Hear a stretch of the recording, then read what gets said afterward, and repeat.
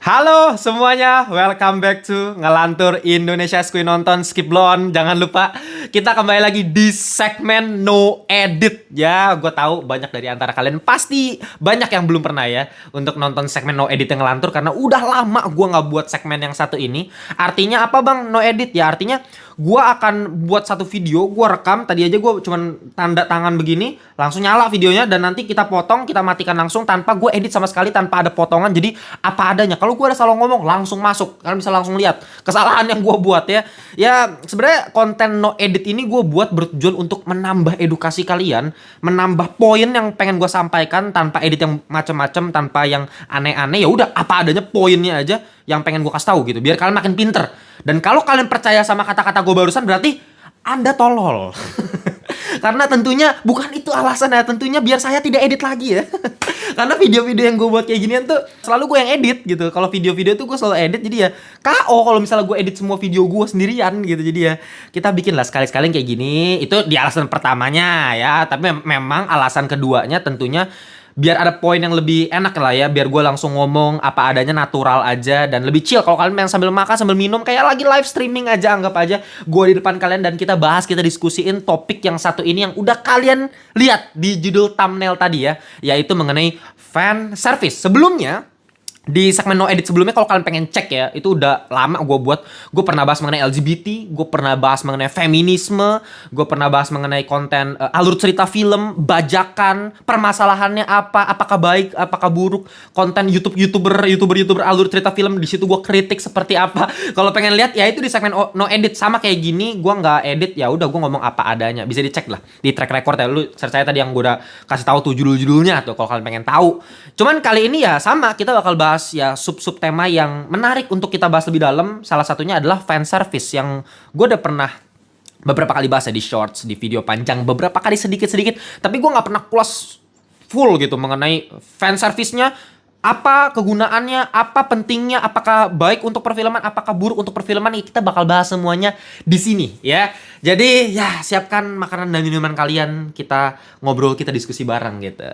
Ya fan service kalau kalian nggak tahu artinya adalah pleasing the fans, ya kan? Seperti judulnya, fan, kita sebagai fans, kita merasa senang karena ada service yang dilakukan, ada konten yang dimasukkan ke dalam sebuah film atau TV series atau anime atau apapun yang kalian tonton, yang membuat kalian bakal senang karena ada konten tersebut. Itu namanya fan service. Misalnya lewat konten 21 plus misalnya. Kan ya kita mungkin buat beberapa orang bakal suka tuh, 21 plus gitu kan. Atau misalnya yang berdasarkan aspek nostalgia, lu nostalgia sama sesuatu dimunculkan kembali di era modern dan lu bakal track back lagi ke masa dulu tuh nostalgianya. Itu juga bisa jadi sebagai bentuk fan service. Cuma ya sebelum kita masuk, gue pengen bahas konteksnya dulu nih. Kalau misalnya gue harus tanya sama kalian sekarang gitu ya, apa perbedaan antara film yang bagus dan film yang luar biasa? Coba gue kasih waktu 3 detik ya. Tulis di kolom komentar. Apa perbedaan antara film yang bagus dan film yang luar biasa? 3, 2, 1. Ya. Jawabannya adalah ya film yang bagus itu ya berarti film yang impact terhadap individunya tuh bagus gitu. Misalnya menurut gue pribadi, film yang bagus kan adalah, ya kalau kalian ngelantur kors, harusnya kalian tahu kan. Kalau gue bilang film yang bagus adalah film yang mengacak-acak hati. Secara emosional gue teracak-acak, itu berarti film yang bagus. Atau film yang paket komplit, seringkali gue bilang gitu, dari aspek-aspeknya. Jadi untuk dalam rangka mengacak-acak emosi, film ini menghadirkan aspek sinematografi yang bagus, scoringnya mantep, actingnya bagus, menghasilkan ya gue teracak-acak hati gue gitu setelah menonton film itu. Wah, itu berarti film yang bagus buat gue. Nah itu kan aspek individu. Tapi film yang luar biasa adalah film yang merubah jalannya perfilman ke depannya. Dia change the game tuh. Ibaratnya kayak ada satu jalur mengenai perfilman, dia change perfilman berikutnya gara-gara film yang satu ini. Sehingga gak cuma dari aspek individu, bahkan anak gua atau cucu gua nanti gitu ya, ketika mereka menonton film yang bagus, lagi-lagi mungkin secara individu mereka bilang ini film yang bagus karena aspek-aspek tertentunya. Tapi film yang bagus ini bisa terjadi karena film yang luar biasa di belakangnya. Paham gak? Agak ribet ya, gak apa-apa, kita hari ini agak jelimet dikit lah ngomongnya. Karena ya kita bedah pokoknya keluar argumen kalian di kolom komentar, kita diskusi bareng-bareng. Karena kalau kalian apatis, percuma gue bikin diskusi kayak gini gitu. Ini kan untuk ngebedah otak nih ya. Betulin gitu proses berpikirnya seperti apa. Fan service itu bagusnya kayak gimana gitu ya. Nah, balik lagi ya. Tadi mengenai film yang luar biasa. Nah, film yang luar biasa berarti merombak film-film berikutnya. Film-film bagus bisa terjadi karena ada film luar biasa di tahun-tahun sebelumnya. Dan tentunya bisa gue bilang ini adalah sebuah proses revolusi. Ketika ada film luar biasa ini, artinya dia merevolusi perkembangan film selanjutnya. Bukan evolusi. Ya, bedain deh antara revolusi sama evolusi. Kalau evolusi, perubahan yang terjadi secara, udah belajar harus di sekolah kan, secara lambat ya, secara bertahap, step by step gitu. Kalau kalian cek di YouTube misalnya, movie evolution from misalnya 1970-an, 80-an, 90-an. Kan bisa liatin tuh prosesnya tuh. Oh, film dari zaman dulu masih hitam putih gini prosesnya. Makin lama makin berkualitas, makin lama ada CGI yang bagus. Nah, itu kan evolusi tuh pelan gitu ya. Nanti kan film kan banyak, karena setiap tahun pasti ada ribuan lah film di dunia ini yang kayak muncul gitu. Ya kan per tahun. Jadi kayak banyak, dan itu pasti ada evolusi di balik itu gitu. Nah, tapi selain kita bisa melihat proses evolusi dalam sebuah film dari tahun ke tahun, pasti ada beberapa titik yang merevolusi juga. Istilahnya kalau evolusi perubahan secara lambat, revolusi itu perubahan secara tiba-tiba, secara dramatis, secara langsung bam, ada revolusi, langsung cepat kebus gitu istilahnya. Perubahannya. Gitu loh ya. Nah, ketika tadi misalnya kita lihat perubahan evolusi tadi, pasti ada beberapa titik yang membuat perubahannya jadi semakin cepat dalam aspek-aspek tertentu. Gue ada beberapa contoh misalnya ya, film-film yang bisa gue kasih contoh sebagai film revolusi. Misalnya film Seven Samurai, ini gue udah pernah bahas di Old But Gold. Di segmen Old But Gold ngelantur kan, itu 1954 kalau nggak salah ya, Seven Samurai itu ya. Akira Kurosawa. Kenapa menurut gue ini film yang merevolusi film selanjutnya gitu. Jadi artinya film Seven Samurai termasuk film yang luar biasa, udah bukan film bagus lagi. Ini film yang luar biasa karena merevolusi gitu ya. Dalam hal apa? Lu bayangin, zaman dahulu orang itu karakter utama maksimal 2 lah ya. 1 udah bagus tuh. Ya udah, penonton kan pengennya 1 aja nonton orang si karakter utama, maksimal ada deuteragonis lah udah gitu kan.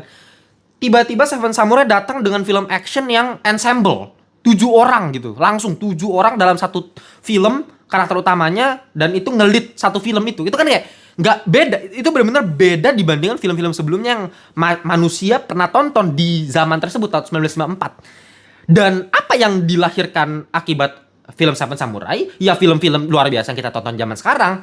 Mulai dari The Magnificent Seven, film rebootnya dalam American Way gitu kan, istilahnya western gitu, dari Jepang dibikin western.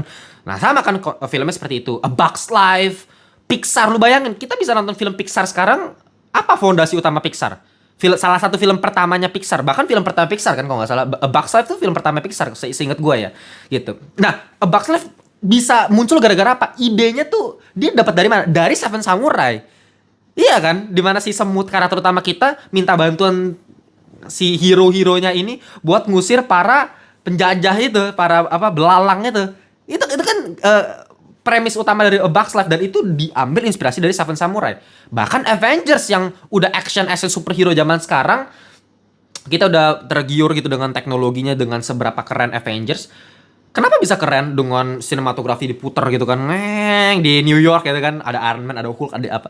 Itu kan ensemble. Nah, itu semua bisa terjadi kenapa? Karena ada film yang merevolusi perfilman ke depannya. Kalau misalnya nggak ada Seven Samurai, gue nggak yakin ada film kayak Avengers. Film-film model kolosal, film-film perang kayak gitu. Ya, itu Seven Samurai. Atau misalnya film Superman 1978.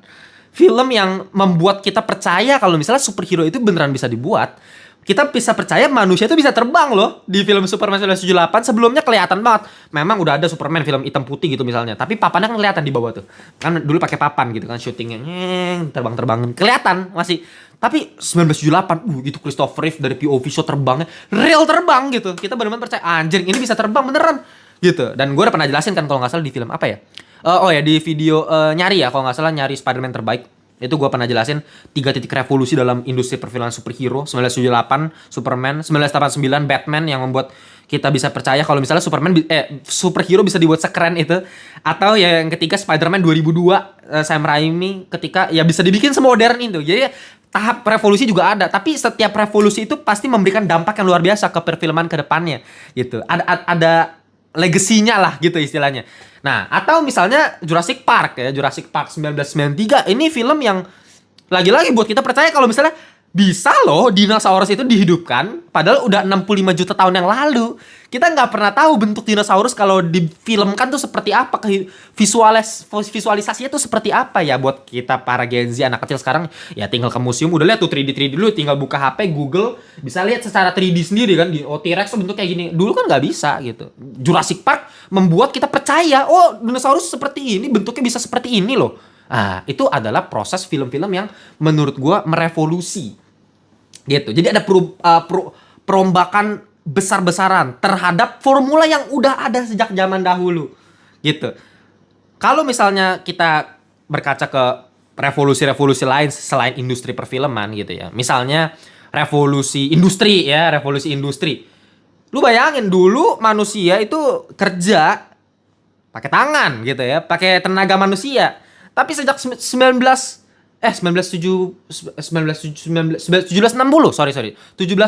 itu ada seorang ilmuwan yang namanya James Watt yang menemukan mesin uap. Dan sejak saat itu gara-gara si manusia James Watt ini industri berubah luar biasa dan itu terjadi revolusi gara-gara itu. Semuanya jadi pakai mesin uap, tenaga manusia mulai tergantikan dalam sistem produksi. Wah, itu benar-benar luar biasa efeknya. Itu revolusi industri masih 1.0, belum yang 2.0 misalnya. Ditemukan tenaga listrik. Wah, ada telepon, terus ntar ada mobil, terus ada pesawat, ada apa. Itu kan revolusi. Perubahan secara tiba-tiba, secara masif. Ya, jadi semuanya kita langsung terasa dampak ya buat kedepannya gitu. Atau misalnya revolusi Prancis, kalau kalian udah belajar kan sejarahnya Raja Louis XVI yang bisa dibilang feodal ya, diktator, nggak ada demokrasi di situ, sistemnya feodal sekali dan terjadi demo yang luar biasa, revolusi Prancis terjadi sehingga sistem feodal itu berubah menjadi sistem demokrasi. Ada kesetaraan di situ, ada persaudaraan di situ ya, kalau kalian tahu liberté, égalité, fraternité ya kan, Prancis tuh. Jadi itu revolusi, sistem politik, sistem pendidikan, sistem kebudayaan, semuanya pasti ada revolusi. Nah, film itu juga sama. Dan ketika kita harus ngomongin revolusi, artinya kita harus ngelihat ke sebelumnya, apa yang harus dirubah dari yang sebelumnya. Misalnya revolusi industri tadi ya, apa yang harus dirubah dari tenaga manusia tiba-tiba jadi mesin uap, jadi pakai tenaga mesin gitu. Itu kan ada perubahannya. Artinya kita nggak boleh pakai formula sebelumnya. Nah, sekarang kita balik ke topik utama. Ketika gue udah kasih tau konteks mengenai apa itu revolusi, apa itu evolusi dalam film, dan kenapa film menjadi luar biasa, dan itu adalah gimana cara kita mengidentifikasi ini film luar biasa, ya berarti dari dampaknya terhadap film berikutnya. Ribet ya, cuma nggak apa-apa. Ya, nah sekarang kalau ngomongin fanservice sendiri, sebenarnya fanservice ya kebalikannya dari yang gue ngomong tadi. Ketika gue ngomong film luar biasa, artinya lu membuat sebuah formula yang baru, yang berbeda, dengan menggantikan replace formula yang sebelumnya gitu. Sedangkan fanservice, lu pakai formula yang ada yang udah disukain sama banyakan masyarakat, ya lu pakai berulang-ulang dan masyarakat bakal tetap suka. Itu kan kebalikannya, itu kan kontradiksi tuh. Ya kan, yang satu berubah, ada revolusi yang di situ, tapi yang kedua ya udah kita pakai yang bakal bikin suka masyarakat aja. Gitu. Nah, sekarang kita ngomongin contoh-contoh dari fanservice nih. Gue udah siapin beberapa contoh ya. Banyak banget contohnya sebenarnya, temen. Gue kasih beberapa yang paling ikonik aja. Misalnya nih, gue kasih satu perumpamaan. Tsunade ya, Tsunade. Tetenya gede. Ya kan? Ya, gue ngomong apa adanya kan. Ya kan, Tsunade kan tetenya gede. Itu termasuk fanservice gak? Iya, itu termasuk fanservice. Kenapa? Karena itu membuat fans menjadi suka. Karena melihat itu. Ya kan, ya natur manusia itu Tsunade. Nah, kenapa mungkin untuk di zaman sekarang kita mikir ya udah ya kalau ada Tsunade kayak gitu ya kita bakal suka gitu. Tapi kita nggak pikirin proses di belakangnya. Ketika Tsunade dihadirkan dengan tete yang gede kayak gitu, mungkin ceritanya di Naruto, yang tahu cerita Naruto bakal tahu, oh kenapa dia kayak gitu, dia ngumpulin cakra gimana gitu kan. Harusnya kalian tahu kalau suka Naruto. Tapi buat orang awam, ya maksudnya ya menurut gue itu cuman kayak gimmicknya, ceritanya tuh gimmick ya, tapi sebenarnya di balik itu ada fan service yang dilakukan. Dalam artian ada datanya nih. Ada data di mana kalau misal lu menghadirkan satu karakter yang tetenya gede, itu pasti menghadirkan penonton yang lebih banyak. Itu ada datanya, itu ada formulanya. Gitu loh. Udah ada surveinya, pasti udah ada researchnya, udah pasti. Makanya kalau lu perhatiin setiap anime yang lu tonton, pasti, hampir pasti, itu minimal ada satu lah ya yang kayak begituan. Lu mau dari Mitsuri, Demon Slayer, kayak begitu, ya kan? Nami, Nico Robin dari One Piece, kayak begitu juga. Ya, Momo, Yaoruzu dari My Hero Academia, kayak begitu juga. Dan itu kan karakter-karakter yang fans suka gitu. Gua kalau hampir setiap gua nonton misalnya konten-konten anime gitu ya, pasti ya Momoku atau Hinataku, Tsunadeku atau apa Mitsuriku atau pasti ada kan. Lu mau kayak Attack on Titan, mungkin kita pikir ya Attack on Titan kayaknya nggak ada tuh yang begitu-begituan, tapi pasti ada karakter-karakter yang kayak hot atau yang lucu, yang gemes. Ini dalam anime ya, kayak ya ada Mikasa, ada siapa namanya, ada Ani, ada Sasha yang gemesin gitu, dan itu fan service hitungannya gitu. Nggak melulu harus berbau-bau seksual gitu. Bisa juga dalam artian yang misalnya gue suka nih, jadi lucu nih, gue nonton Attack on Titan tegang banget ngomongin titan politik berat, tapi ada yang gemesin. Nah itu fan service bisa juga dari situ.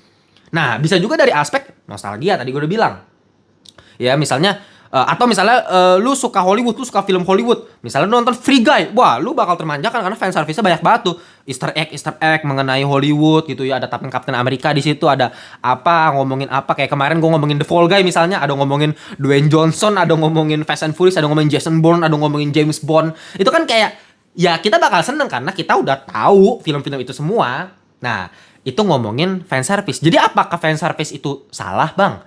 Nah ini baru kita ke konklusinya nih. Apakah fan service salah? Ya fan service nggak salah, karena fan service bisa gue bilang sebenarnya bumbu. Iya kan? Fan service itu kan artinya kayak film yang udah kayak gini nih, kita kasih bumbu dikit supaya penonton ada yang merasa tergait gitu, merasa kayak jadi seneng nontonnya gitu. Kayak misalnya lagi ya cewek-cewek yang tadi, kita nggak usah munafik lah ya, cewek-cewek yang tadi misalnya kayak lu liat Tsunade gitu kan, ya pasti kayak mungkin lu abis ngeliat Naruto perang lawan apa udah capek gitu ya, terus lihat Tsunade kan kayak fresh misalnya gitu ya. Ya itu fan service gitu. Nah, kalau ibarat kalau misalnya lu nonton film-film Marvel, itu kan pasti juga post credit scene, ya kan? Easter egg. Itu bisa gue bilang masuk ke dalam kategori fan service. Dan itu nggak salah, karena itu bisa dibilang bumbu. Tapi yang jadi masalah kalau filmnya itu tergantung sama fan service-nya. Jadi ketergantungan nih. Gitu. Jadi film kita bisa identifikasi bagus bukan karena emang filmnya bagus, emang karyanya bagus, tapi karena fan service-nya yang buat kita tertarik. Itu yang jadi masalah. Dan gue pengen kasih contoh dari perspektif dari filmnya dulu ya. Kesalahan yang dilakukan film, misalnya kayak Kung Fu Panda nih ya. Ini kan gue kasih beberapa contoh di sini ya. Kung Fu Panda 4 ini buat gue kayak film yang terlalu lazy writing, yang kayak udahlah, gue kayak ngerasa dia tuh nggak, ceritanya tuh udah habis ya. Tapi gimana caranya kita dapat duit, kita money milking, tapi fans tetap suka. Gimana cara fans tetap mau nonton? Padahal fans tahu kayaknya Kung Fu Panda harusnya udah selesai di Kung Fu Panda 3. Sama kayak Toy Story kan, kayaknya Toy Story udah selesai di Toy Story 3. Gimana caranya gue bring back Toy Story 4? Gimana caranya gue bring back Kung Fu Panda 4?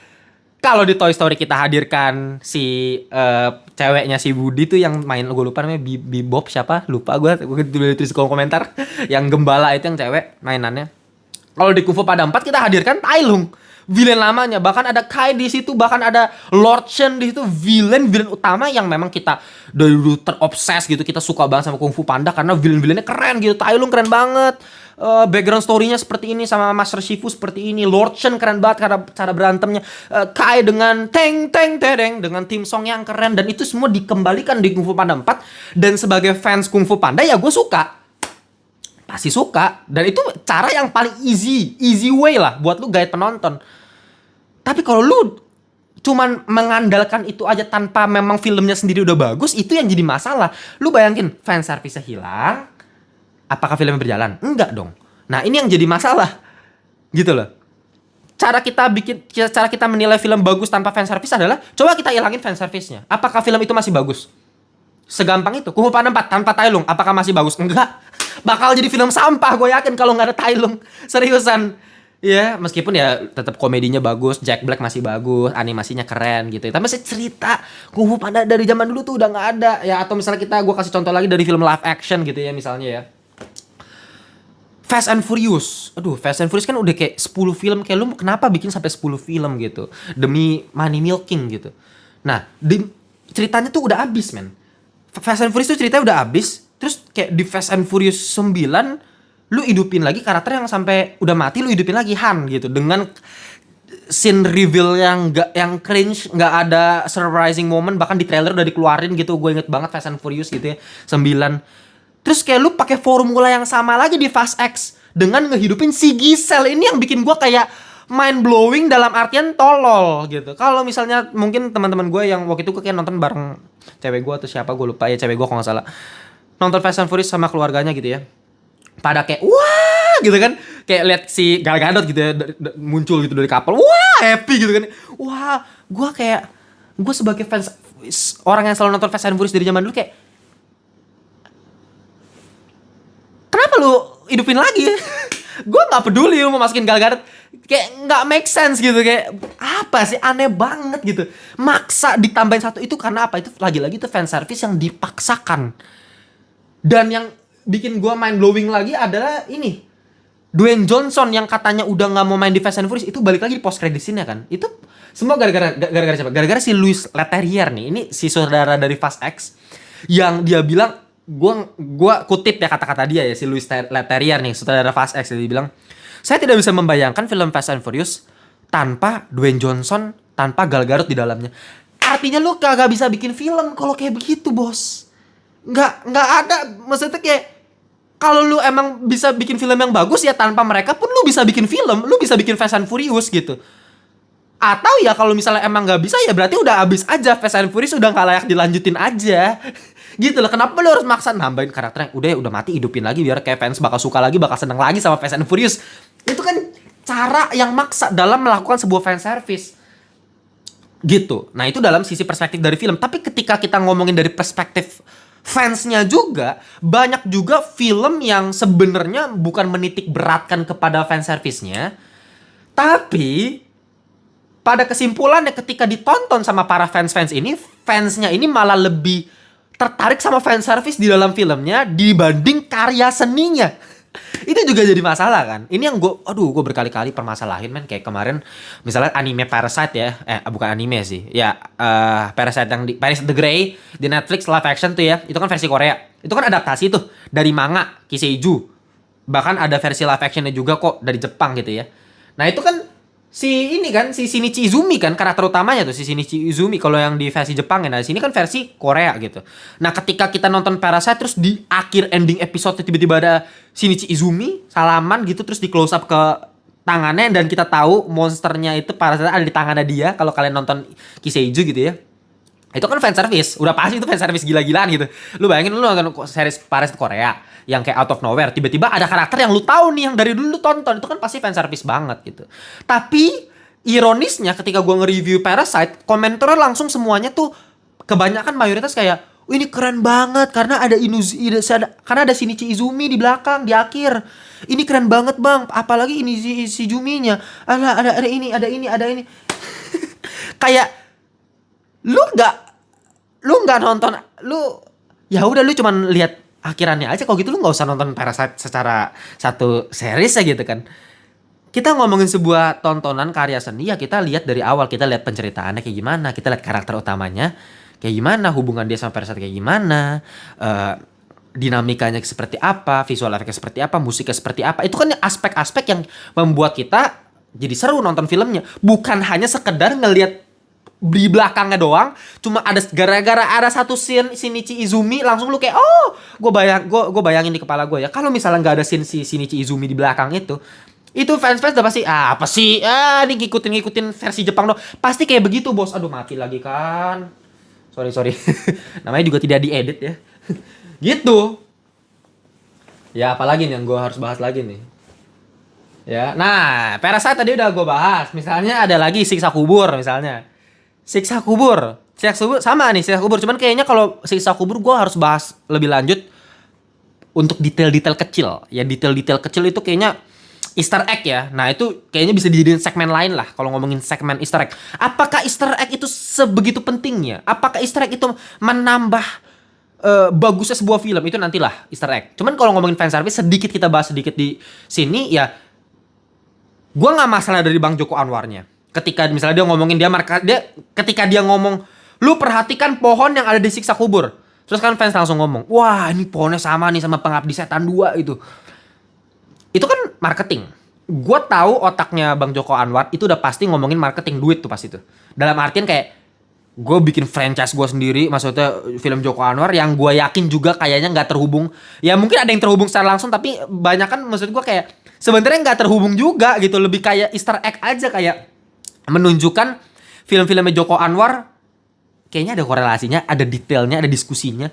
Gua nggak masalah, lagi-lagi diskusinya nggak masalah. Ya buat seru-seruan, asik-asikan, it's okay. Itu keasikan tersendiri ketika kita nonton filmnya Bang Joko Anwar. Tapi yang jadi masalah adalah ketika fans itu terlalu mendewakan Easter egg-nya tanpa melihat karya seni filmnya. Lagi-lagi, ketika kita ngomongin siksa kubur, prosesnya itu yang bagus buat gua. Bukan hanya cuman sekedar kita perhatikan hero Sase apakah ada di sini, apakah ada pohon di sini, apakah ini ada hubungan, apakah ini gubuknya sama dengan Pengabdi Setan, apakah ini ada hubungannya dengan film-film Joko Anwar yang lain. Ya apa gunanya kalau lu cuma lihat Easter egg tanpa ngelihat proses film yang dibuat sama Bang Joko Anwar, cara dia nulis skrip kayak gimana, cara dia ngebangun karakter, cara dia membuat twist di situ, cara dia memberikan efek-efek suspense yang luar biasa. Itu yang selalu gue jabarkan di review Ngelantur kan. Itu yang gue pengen kasih tahu, ternyata kita bisa menikmati sebuah karya seni lewat seninya gitu, lewat kamera, dan kita breakdown satu-satu. Actingnya kayak gimana, bagus gak? Kalau sampah kita bilang sampah, kalau bagus kita bilang bagus. Kan gitu. Nggak cuma sekedar fanservice langsung wah fanservice doang yang diomongin. Ya itulah ya. Kak, kalau misalnya lu bilang, Bang, fanservice, contoh fanservice yang bagus. Ya mungkin No Way Home adalah salah satu fanservice yang luar biasa gila. Dan gue selalu tercengang gitu pas gue inget banget momen pertama kali gue lagi nonton di bioskop, gue ngeliat Daredevil di situ, si Matt Murdock kan, gue ngeliat Andrew Garfield, apalagi pas gue ngeliat Tobey Maguire muncul tuh kayak gue teriak, gue bener-bener teriak karena saking fanservice-nya itu luar biasa sekali. Karena gue pecintanya trilogi Sam Raimi gitu, itu kan fanservice yang luar biasa. Tapi sebagai fanservice bagus, tapi sebagai film apakah bagus? Lu bayangin trio itu hilang ya, ceritanya hilang kan. Artinya ceritanya itu berdasarkan fondasi akar fanservice. Jadi ketika kita bikin kita tumbuhin pohon, akarnya tuh kita bikin fanservice dulu. Nah ini menurut gue salah. Menurut gue ya, ini pandangan pribadi gue ya. Ketika lu bikin pohon terus akarnya dulu, fanservice dulu baru nanti kita bangun, salah buat gue. Akarnya cerita yang bagus dulu, film yang bagus dulu. Nanti bumbu-bumbunya, vitaminnya, pupuknya, itu fanservice-nya boleh tuh untuk bikin penonton lebih itu. Jangan sampai ketergantungan sama fanservice-nya. Itu poin dari gua. Ya, jadi semoga kalian bisa dapat pandangan pribadi gue mengenai fanservice, mau dari itu yang berbentuk dengan yang begini-begini di anime ya, atau mau sampai yang efek nostalgia kayak Boruto menghadirkan Naruto misalnya balik ke zaman dulu. Itu kan fanservice tuh kan, efek nostalgia balik ke zaman dulu. Ya oke, momen-momen seperti itu penting, tapi lu jangan sampai cuman fokus ke cerita yang itu tapi sisa cerita Boruto sampah semua kan. Gitu loh, maksudnya kayak ya film TV series harus tetap dibuat dari akar fondasi ya film yang bagus gitu, dari segala aspek-aspek indikatornya. Oke, udah ya, kayaknya gue udah bahas semuanya nih ya. Jadi kalau kalian punya pendapat yang berbeda, kalian tulis di kolom komentar aja. Gue yakin harusnya bisa memicu perdebatan lah ya. Tapi itu yang gue pengen, biar kita ada dialektika, biar kita ada nalar, ada proses berpikir yang bagus gitu ya. Oke, kita jumpa di video berikutnya. Bye bye semuanya. Gue matiin videonya sendiri bos. Bye.